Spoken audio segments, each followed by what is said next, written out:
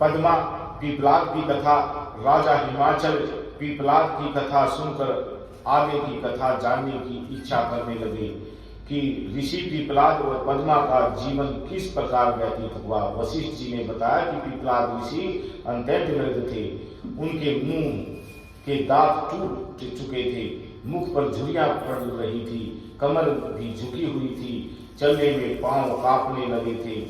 वृद्ध मुनि पीपलाद पद्मा के साथ अपनी कुटिया पर जीवन व्यतीत करने लगे। एक दिन पद्मा सुरनाद नदी पर स्नान करने के लिए गई। वहां पर उनकी परीक्षा लेने हेतु धर्मराज एक सुंदर राजकुमार का रूप रखकर आए।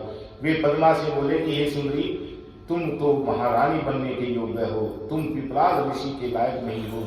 यह बूढ़ा ऋषि अधिक समय तक जीवित नहीं रहेगा, इसलिए इस बूढ़े को छोड़कर तुम मेरे साथ चलो।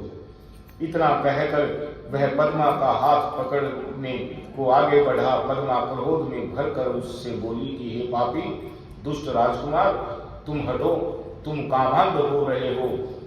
मैं एक पतिव्रता नारी हूं, तुम यदि मुझे बुरी दृष्टि से देखे हुए तो नष्ट हो जाओगे। पद्मा की इस श्राप को सुनकर धर्मराज अपने असली रूप में प्रकट होकर बोले कि मैं तो तुम्हारी परीक्षा लेने आया था, मैं तो हमेशा पर स्त्रियों को अपनी माता समझता हूँ। अब आपने मुझे श्राप दे दिया, अब मेरा क्या होगा। इस पर पद्मा बोली कि हे धर्मराज, आपने ऐसा क्यों किया। मेरा श्राप असत्य नहीं हो सकता, क्योंकि पतिव्रता नारी का श्राप कभी झूठा नहीं होता। चाहे आकाश, तारे, वायु, पृथ्वी आदि नष्ट हो जाए, अस्तु धर्म तुम 4 पाद वाले बनोगे। सतयुग में 4, त्रेता में 3 और द्वापर में 2 पाद रहेंगे। कलयुग में तुम्हारा एक ही पांव रहेगा, एक भी पांव नहीं रहेगा।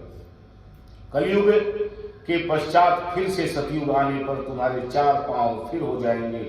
यह सुनकर धर्मराज प्रसन्न हो गए और पद्मा से कहा कि हे पतिव्रता पद्मा, तुम धन्य हो, तुम्हारा अपने पति के चरणों में प्रेम हमेशा बना रहे।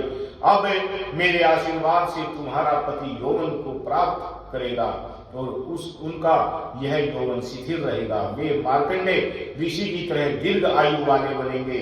तुम्हें अपने पति से 10 पुत्र प्राप्त होंगे। इस प्रकार पद्मा को आशीर्वाद देकर धर्मराज चले गए। घर आकर पद्मा ने अपने पति को युवक के रूप में पाया और बहुत वर्षों तक सुख प्राप्त कर 10 पुत्रों को जन्म दिया। बोले शंकर भगवान की जय। नमः पार्वती पते हर हर महादेव।